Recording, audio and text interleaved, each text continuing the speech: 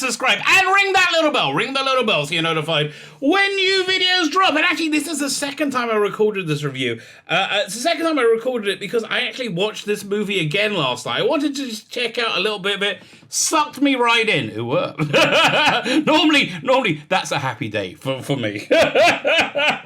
Sucked me right. It's really good. It's absolutely fantastic. It's better than I've ever seen it before. It's really, really strong recommend. I thought there was quite a bit more to talk about. Fine, so before we get into it, can you hit the like button, the share button, and the subscribe button? All those will be fan-dabby, double dozy, especially share. If you're watching this when it came out on my backup channel, if you could share it, that's really, really helpful. Thank you very, very much. I'm offline on my main channel for how many more days? It's Tuesday today, Wednesday, Thursday, Friday, Saturday, about another 4 days, right? Another 4 days. I got a community strike. Long story. I talk about it on just about every video I've done.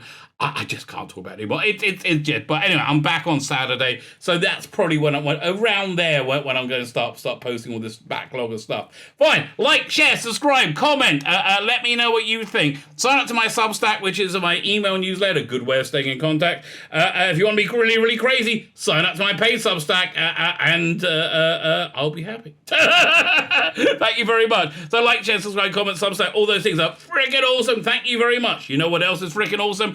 Star Trek the Motion Picture 4K. So director's cut in 4K. So I've never been a 4K maven. Like, I'm not like really super into it. Really, where I am, I'm like, when I watch DVD, I said, well, this looks as good as anything could possibly look. And then I watched Blu-ray, and I said, oh, this looks as good as anything could possibly look. So I never even got a 4K player. I'm just like, I'm not rebuying this stuff. Enough. I'm not doing it. But I do have a 4K TV. So then when this remaster of Star Trek Motion Picture came out, and I have a subscription to Paramount Plus, I illegally downloaded it. I figure I paid for it. I'm going to watch it, right? But I didn't think I'll be that blown away by it, and I was, right? I was. This transfer is breathtaking. I mean, breathtaking beyond breathtaking. It's not an upscale. I have no idea how they've even done it. I'm assuming they've digitally painted over each frame of the special effects work to create something that's very authentic and again, insanely high def. How insanely high def? It's like you could touch things. I mean, really, they felt solid to me. It was incredible. There's that little scene which I always enjoy, right? It was just like when towards the beginning when V'Ger comes across the that Federation space station that looks nothing like a Federation space station. We're going to deal with that in a second. And it like gets hit by the bolt of lightning. And then, as it's being eaten up by the lightning, you see this wee little spaceman go fly towards you. And then the original cut, I remember it go like, and then when it got to him, it went vlunk. Like it kind of like it was coming off the track that they were filming on. So now it does that. But man, again, it looks like you can touch it. It looks solid. It blows my freaking mind. So now it like starts to tumble into space and he gets into here. It's just sumptuous. Absolutely sumptuous. Again, never been that into 4K.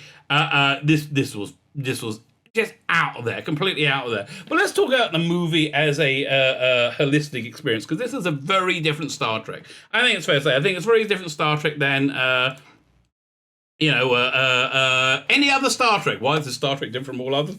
No, it's a very different Star Trek. It came out in the late 70s, 79. And where was Star Trek then? So there's a few factors going into why this is so incredibly different. Firstly, Star Trek, it kind of floated into sort of pulp, but hard pulp science fiction novels. That was really where Star Trek was. So it became a much more ponderous and much more science fiction-y, right? Much more, again, real hard science fiction-y. So you have that feel to it. But also, I think it being a motion, the name of it gives it away, the motion picture. They feel like being on the big screen is a huge difference. It's a huge step up, and they can't be fun, right? They can't be fun. They got to be serious. They got to be heavy. Yeah, this movie was made essentially because of Star Wars. Star Wars did very well, and then Paramount said, "Whoa, we got Star Trek. Better do that." But they didn't really get the message of Star Wars, that making cinema fun, making sci-fi cinema fun. So this isn't. This instead is a very, very hard science fiction somewhat dour take on Star Trek, I would say, but very interesting and very, very, very different. Not bad at all. Not bad. In fact, if you watch Galaxy Quest, the way Alan Rickman's character, the Spock alike, in that is that's a lot similar to how they're portraying Spock in this episode, where he's much more alien, much more with his own agenda, and it's missing somewhat of the enjoyable sparkle of the original one. But again, I think it's because they wanted to be, we are a motion picture, so it's very, very proper, very proper. So what sort of motion picture is it? It's pretty to look at, that's for sure. It's pretty to. Is it too long? I mean, I don't know. I just found it very, very enjoyable, even though it's way too long, and there's this lengthy effect scene after lengthy effect scene that really doesn't work, right? But okay, let's start off at the beginning. The beginning really, really sets why this version of it is so freaking good. So we start off. We have the 3 Klingon ships, the D7 ships, led by was it Mark Lennon playing his third? Playing his third Star Trek alien. Again, it looks so freaking good, and the soundtrack. I think this is the first use of the Klingon theme. Like, so it's the sound. It's just blaring out, and the D7 ships like da da da da da da da da da, and it's awesome. But it's got that real 70s twang to it, because like the original, the music is kind of like ching ching ching in the back. It's got all this like very, very blaxploitation type of vibe going to. But again, as Mark Lennon's Klingon faces off against Vija, right? Just a great sequence, right? Intercut with this Federation starbase. Looks nothing like a Federation starbase. Although, was it a scene or so later we do see... Oh, right. A little bit later we do see a starbase that kind of looks like a starbase when Scotty has to give Kirk a lift onto the Enterprise. Really? I mean, it's just an excuse to fly around it. And again, in 4K, it's so good. It's so freaking good. I think it's the only way to really watch this movie, because it's so much better than it originally was. But yeah, we have like a lot of the Star Trek Phase 2 vibe, which I'm kind of glad they didn't make now, based on this. We saw Zon for, one scene? And again, you get a feeling of how much more adult and serious sci-fi this is when he falls apart in the transporter beam. The costumes are they're very late 70s, aren't they? So the interesting thing about this one as well is that it's about a decade after the TV show. And people still feel like they're of the right age to play these characters. They're not doing like older versions, which is what they went into straight away with Star Trek 2.